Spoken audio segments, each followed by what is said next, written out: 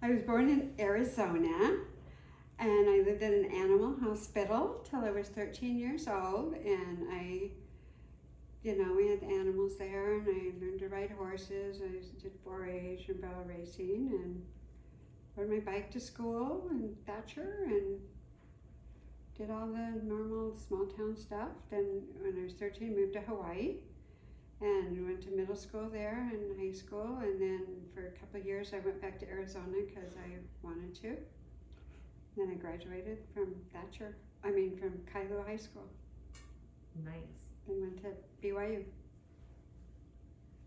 So I was born in a very small town, Melford, Utah. You might have remembered us going a family reunion. But I was there until I was 2. Then we moved to Sugar House in Salt Lake City for 4 years, and then we moved to Overland Park, Kansas, where I really felt that I grew up. I had a great family.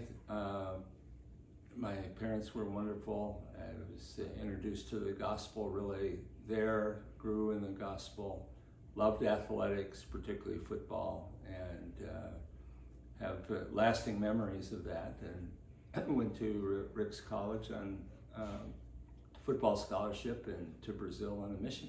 So your mom, I saw Kris at an intramural football game. She was with a friend, and she just glowed. Her hair was just, blonde and gorgeous. She radiated and that. And so I thought to myself, I knew the friend who dated Kris Ann's friend, and so I thought one day I hope I'm lucky enough that I could meet this person. And before the school year ended, she went to a roommate's or an individual's house who was in an apartment in my ward, and so I saw her again, but really didn't make any conversation or anything. Just saw her, and then I was at football practice in August for 2 days, and I went to church, and I was with the church in a balcony up on top in I think it was a dance theater or whatever, and I looked down on the dance floor, and there was this same radiating, gorgeous hair, beautiful girl, and I thought, oh my gosh, I can't blow this. I got to figure out something to say that I can keep the conversation going and not get shut down here. So during, I think there was a break after whatever meeting we had, sacrament meeting or Sunday school or whatever, and I went and sat down, and I said, hello, do you know Lori Stewart? And I knew she knew Lori Stewart because Lori Stewart was the one who was in there. And then she said, yeah, I knew it. And so then I thought, I got to keep this conversation going, and so we started talking about school. So that was where I met my senior year, our senior year in college. I was back for football practice at BYU, and she'd come with her sister. So again, she just, as she does even today, she just radiates beauty and glows. So. And what's your side? So my side is that I saw this guy, his name was Gus, and he hung out with Mad Dog Rivera, who was in my Book of Mormon class, who cheated in my Book of Mormon class. All the football players cheated in my Book of Mormon class. So I had this impression that he was one of those cheating football players, And so then when he said, Lori Stewart, I went, yeah, of course he knows I know Lori Stewart. We saw each other last year at Lori's house. And he said his name was Paul. And I went, Paul? I thought his name was Gus. And then he kept talking, and he asked me about my degree, and then he had expressed a huge interest in recreation, which is what I was majoring in. So later that day, he wanted to go over the schedule and see if he could find a recreation class too. So he was pretty smart. And then like a week or two later, he gave a talk in church. And I went, oh, he's a returned missionary. he's not just one of those dumb football players. And so then I got a better impression of him than just being a friend of Mad Dog Rivera's. And so he asked me out, and I said yes, and been saying yes ever since. Yeah, for which I've been blessed, and we all have been blessed. But our first date was to a theater in Heber called The Order is Love. So I went to college early because my sister was a freshman and she went for orientation. He went early for football. So that was like a week earlier than when school started, like toward the end of August. And we got married on August 10th the next year. She said she was going to fast and pray about it. And one day she told me, she said, I think I'm ready to talk about this. And so after church on Sunday, we drove on the north side of the LaBelle Edwards Stadium, which wasn't the LaBelle Edwards. There wasn't even seats on that side, but we overlooked the football field and the BYU campus. And I asked her if I could spend an eternity with her. And she said yes. And that was on like March 24th. I can remember not inviting anyone to our ceiling. I didn't want anyone there. The whole ward showed up. Not the whole ward, but there were probably 20 people there. The sealer was the president of the temple, President Walsh. Walsh, that's right. And I can remember he told us to treat each other like a king and queen and never go to bed mad at each other. And we try to follow those rules still. Then we went back to Kailua and had a reception at my parents' house on the beach. And although we didn't have the reception out at the beach, we had it in the garage, in the carport. And we had one of Grandpa's good roping friends, his wife was a professional hula dancer, so she came and danced the hula for the reception and sang the wedding song, Queenie Dowsett. And our neighbor was a professional baker, and she made the cake. And somebody made the wedding dress, and I had to redo it. Can't remember who made the wedding dress, but I had to redo a bunch of it.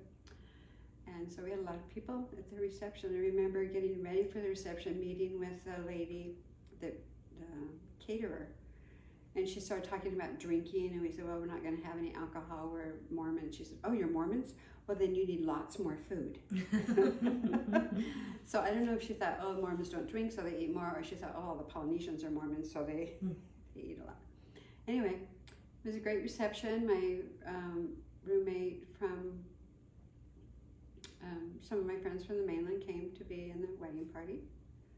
But Paul's parents didn't come because they couldn't come to the temple or anything, so they weren't there. Wow. But so then we had a reception in Kansas City, like a couple of weeks later or something, and that's the first time we had any wedding stuff with them. And that was a nice reception there at the Cultural Hall in their church building. And well, Kris Ann was the most beautiful person in the world.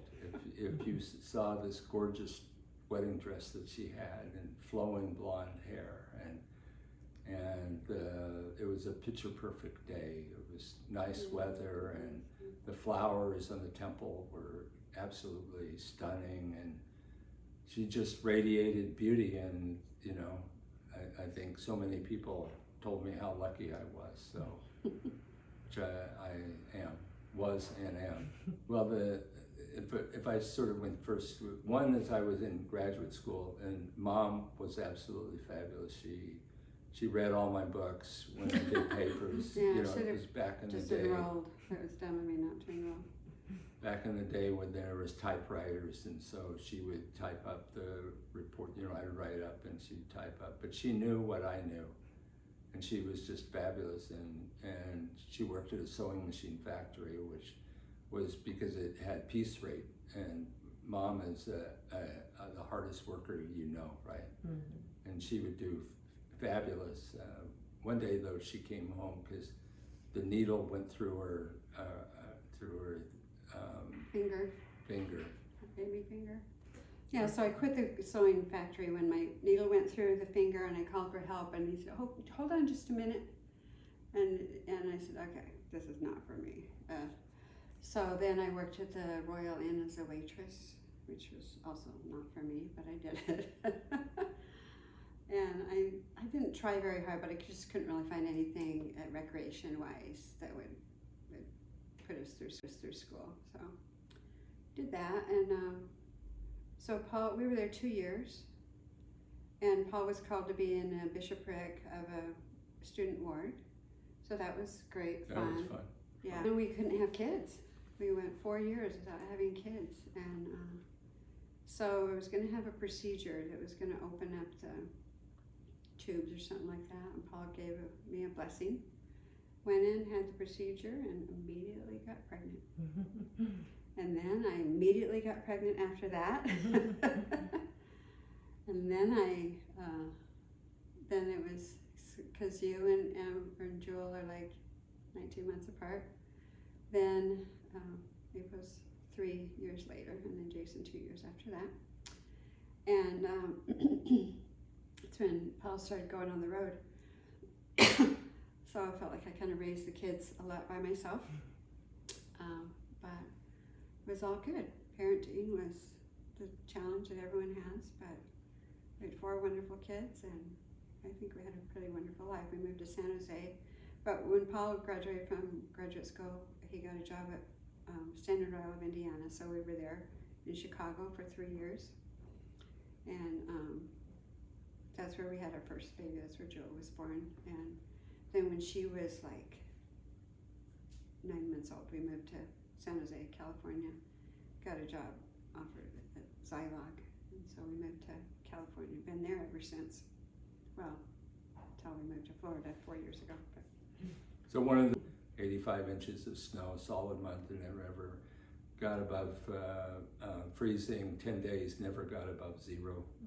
And Mom said, "Do people who have your kind of graduate degree, do they ever work in warm climates?" And I was getting on planes and going to warm climates, so she knew the answer to I was that. going to Trinidad and Tobago and Houston. So I got a phone call during whiteout, this where there's blizzard snow, and said, "Would you be interested in working for a startup company, Silicon Valley, working for Federico Faggin, who invented the microprocessor?" And so I picked myself up off the ground and said, looked and said it was 72 degrees in San Jose, and said, "Well, I really like what I'm doing, but I'm willing to explore this." So it was amazing. He was amazing. The opportunity was amazing. So, It's a good deal. and then great kids came along. Well, my favorite thing about Paul is that he kept his word. He's been a very good provider. He's a righteous priesthood holder. And I can count on him. He's honest. And he shows his love for me. And I love him very much. Well, Mom is just amazing in all ways, as you well know. She's what good looks like. And what I love about her is when she's passionate about something. If you girls might remember when she was camp director, and I can remember she had an ACL and she was on crutches and all of that. But she went on the stage, in the fire pit area, and she had the whole camp going. And she's just amazing. She's just electrifying as she gets in front of people and does what she does. She's just, she doesn't do anything halfway, and she's just an amazing partner, mom, friend, loves the gospel, loves the temple. Forgive and forget. Never go to bed mad at each other. Treat each other like a princess and a king and a queen, and live up to your covenants. Yeah, so I sort of talk about 5 smooth stones of marriage. And And the first one is based on some research at the University of Washington that talks about rose-colored glasses, that the glass is always half full when you think about the person. It's the ability to finish each other's words, to work hard about expectations, because frustration is almost always a result of a violation of expectation, but most of those are implicit. So we're not always successful, but we work hard at being explicit about what our expectations of, because things change in life with kids and jobs and locations and all of that, church calling, all of that happens. So I think that's one. We talk about a story of trip to Abilene, and meaning going to a place where privately you don't want to go, but publicly you say, oh yeah, it sounds good to me. We work hard not to go places where we don't want to go together. We love DNC 82:10. I, the Lord, am bound when you do what I say, when you do not what I say, you have no promise. Everything we do in our life, we try to bind the Lord. Paying our fast offerings, our tithing, being faithful to our callings, going to the temple. That we think first, okay, how can we bind the Lord in terms of that? Telling each other every day that we love each other, and trying and in whatever we can to do something small that the other person might say, wow, that was nice. Showing, not just saying, but showing the love that you have for one another. So I think those are, and having fun. One of the things that Mom's really great about is finding fun things to do. Let's go scuba diving. Let's go this way, and let's go do this, and you got to have fun together, I think, and find things that are common. And she said early on in our relationship, if I wasn't interested in skiing, learning to ski, I wasn't. So skiing has been a big part of our life for most of our life. And so the beach is always part of that. So I think finding fun things to do together and always, and one of the things that you've heard me talk about that my mom was really good about, and is that we're each other's cheerleaders, and that no matter what somebody does that screws up, it's never something that there's nothing that important, that big to get mad at. And that's been my attitude, to just, okay, what's the next thing? So trying to stay positive, because we've got an eternity, so we've got lots of opportunities to learn and grow. So awesome. Any last words? Yeah, we hope that our kids, that we've set a good, what good looks like for our kids and our grandkids, that they might say, as they listen to what we've said, might check off, yeah, okay, am I binding the Lord with what I have to? I tell my parents and my siblings and my partner, my spouse, that I love them. I hope that there's that legacy. And of course, I hope that all of our kids and grandkids look more like Mom than they do me, but I think we have good looking kids and grandkids. Yeah, I think we have great